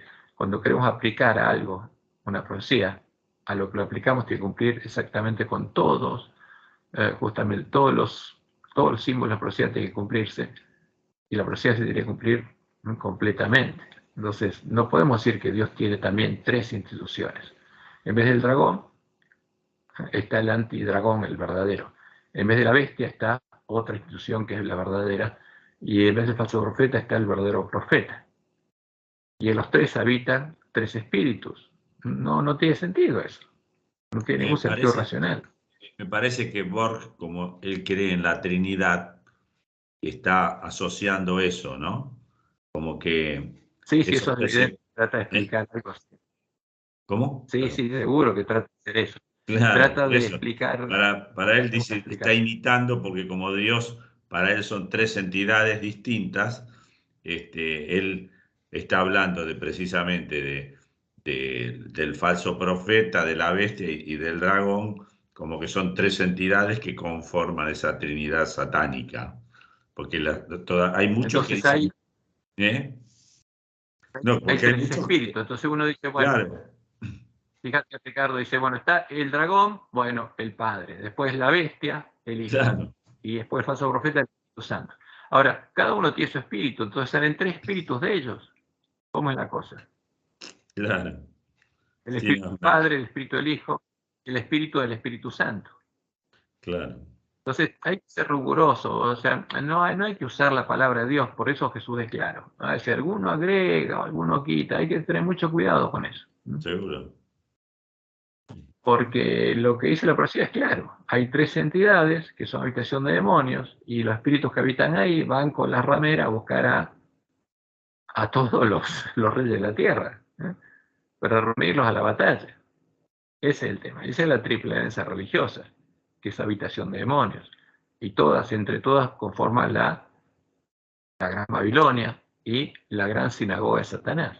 Ese es el tema. Ahí ya, ahí ya es cuando está hablando precisamente cuando se unieron los tres, o sea, estamos hablando de cristianos por un lado, tanto el falso profeta como la bestia, que es el cristianismo, y el dragón que representa a todos los demás, ya están todos unidos en puntos comunes de doctrina, porque ya supongo que es el momento en que No, acá no puntos comunes de doctrina, sino que se unen para andar juntos en el camino de la paz. Bueno, también, pero previamente sabemos que el falso profeta. La bestia y el falso profeta antes de eso se unieron, claro. Claro, y después invitan a otros a la adoración, también, a sus dioses, a sus tradiciones, pero bueno, todos quieren Ajá. estar en el camino de la paz adorando a Satanás, lamentablemente. Todos, cuando el 14 de febrero del 2010 se unieron la bestia y el falso profeta en puntos comunes de doctrina. El 27 de octubre del 2011 empezaron a andar todas las ramas en el camino de la paz y el Papa dijo paz y seguridad, nunca más violencia, nunca más terrorismo. Entonces,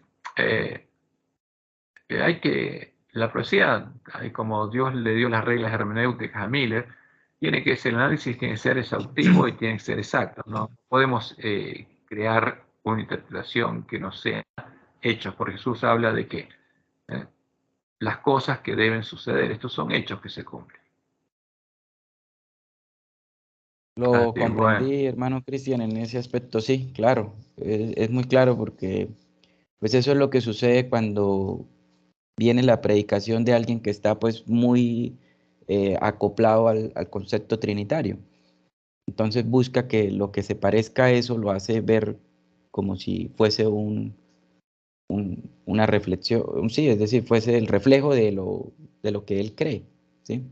Trata de... Pues, les voy a Okay, mostrar sí, algo, después lo vemos. Van a tener que aburrirse, porque van a tener que escuchar 2 veces esto hasta que estudiemos. Pero acá había algo interesante, que es lo que dice Roma.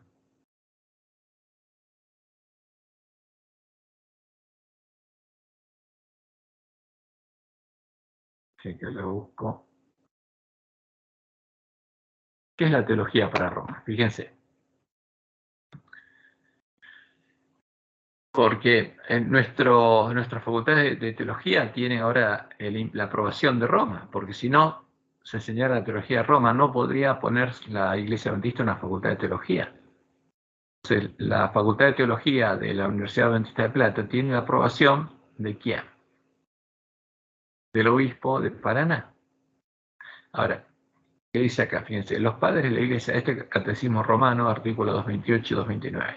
Los padres de la Iglesia distinguen entre la teología y la oikonomía, designado con el primer término, o sea, la teología, el misterio de la vida íntima del Dios Trinidad.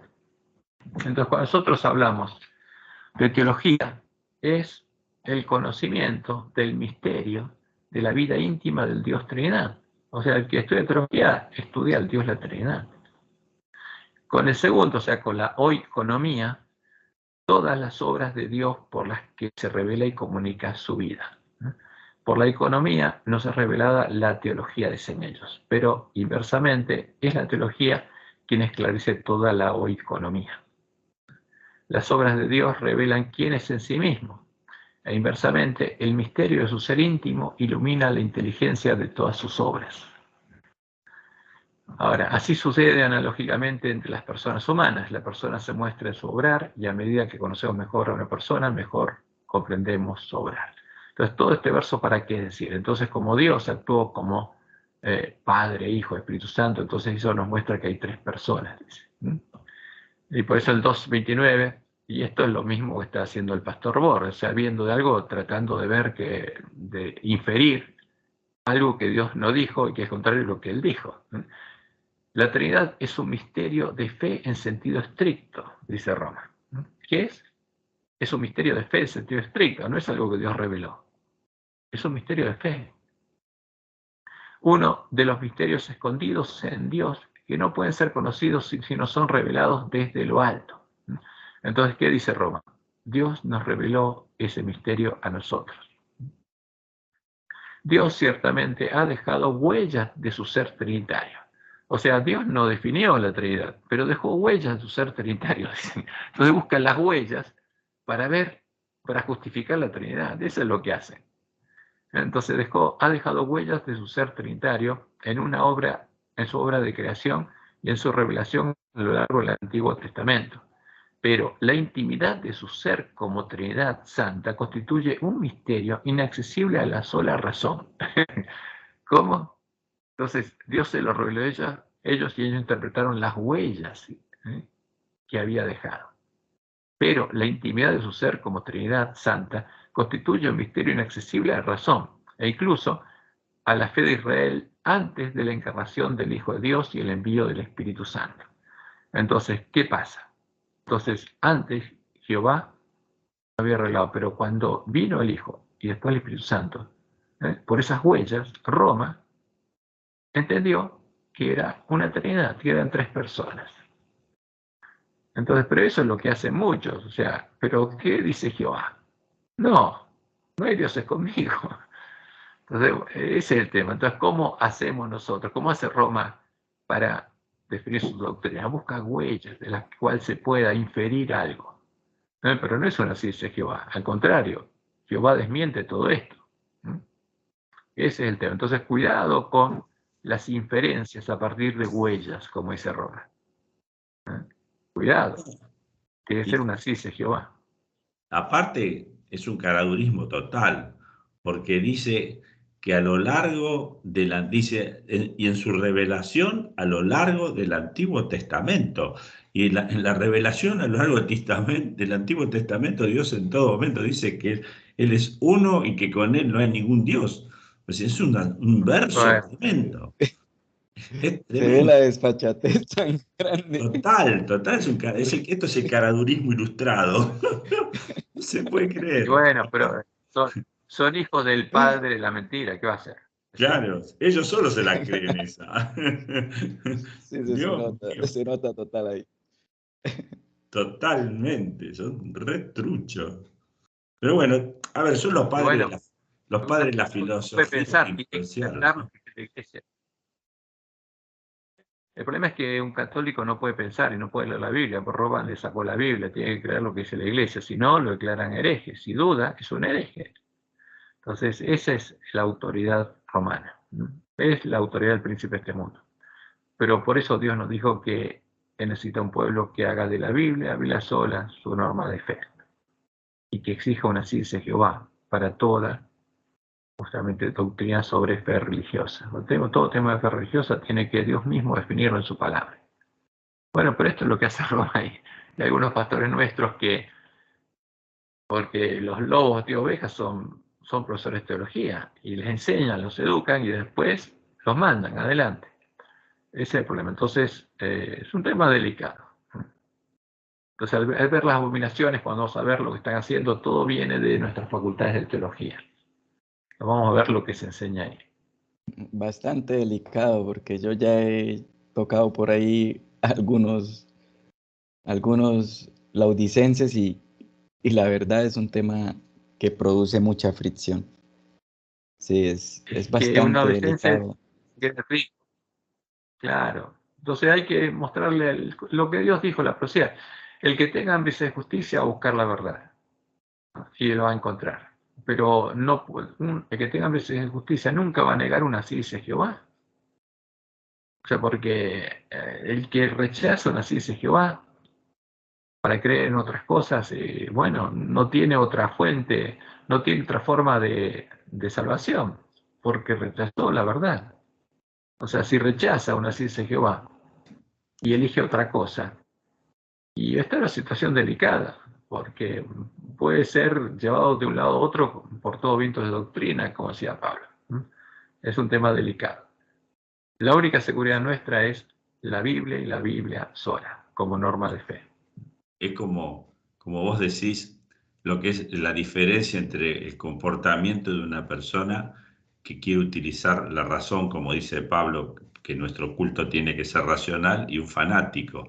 Sabes que el otro día cuando estuve en un pueblito ahí de Juárez, que se llama, o de Suárez, lo único que tiene es una iglesia, una plaza y bueno, y nada más, y dos comederos, dos lugares para ir a comer. Y bueno, entonces mientras estábamos en la plaza caminando, había uno que estaba con una Biblia sentado. Entonces, bueno, los abandoné con los que estaba y me senté con el de la Biblia. Y vos sabés que se puso muy nervioso. En un momento saqué el tema de la Trinidad y él era protestante, ¿eh? Y estaba preparando un sermón porque tenía que ir a predicar. Y entonces yo dije, bueno, capaz que no lo veo nunca más, así que le voy a hablar. Y cuando dije la palabra Trinidad, primero se puso nervioso. Después abrió una valija y sacó un libro que era 2 veces más grande que la Biblia que tenía, azul, que no llegué a ver el nombre del libro, que se llamaba La Trinidad el libro. Y el tipo me dice, acá está todo lo de la Trinidad. Y yo me quedé, viste, como asombrado. Y bueno, entonces en un momento que yo le empecé a hablar del origen de la Iglesia Católica, etcétera, etcétera, se empezó a poner muy nervioso, muy nervioso. Y entonces me dice, mire, dice, yo tengo que ir ahora a Luján precisamente, a la radio que yo tengo, y estamos allí predicando la palabra de Dios. Digo, pero entonces vos sos católico. No, no, no, yo soy pentecostal, me dice. Uy, dije, bueno, peor todavía. Y entonces le dije, ¿querés que compartamos los teléfonos? Le digo así, yo te puedo ir orientando con algunas cositas mientras vos me compartís algunas de las tuyas, de lo que vos querés. Sí, sí, cómo no, hermano, sí, sí, sí, pero ahora déjenme que tengo que terminar de preparar el tema. Y se puso, pero muy nervioso, muy nervioso. Y cuando yo le hablaba que nuestra fe tiene que ser, nuestro culto a Dios, ¿no? Tiene que ser algo racional y que tratemos de renovar el entendimiento, digo, porque hay mucha mentira atrás de todas estas cosas. Más nervioso todavía se puso. Y yo le citaba la Biblia y le mostraba en la Biblia, y no, él tenía ahí todo un coso que tenía preparado, que estaba armando, medio como que le descompaginé lo que estaba haciendo.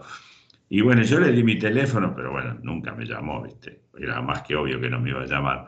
Porque ya te digo, lo único que le generé fue que se pusiera nervioso. Al principio, charlamos, intercambiamos, mientras hablábamos de Jesús y todo eso. Pero después cuando entré con el libro de Apocalipsis y Daniel, ahí es como que dice, no, bueno, pero ese libro es como que no es revelado, ¿no? No, bueno, no, le digo, sino para qué lo dio Dios, qué sentido tiene. Pero bueno, viste, se puso muy nervioso, esa es la verdad.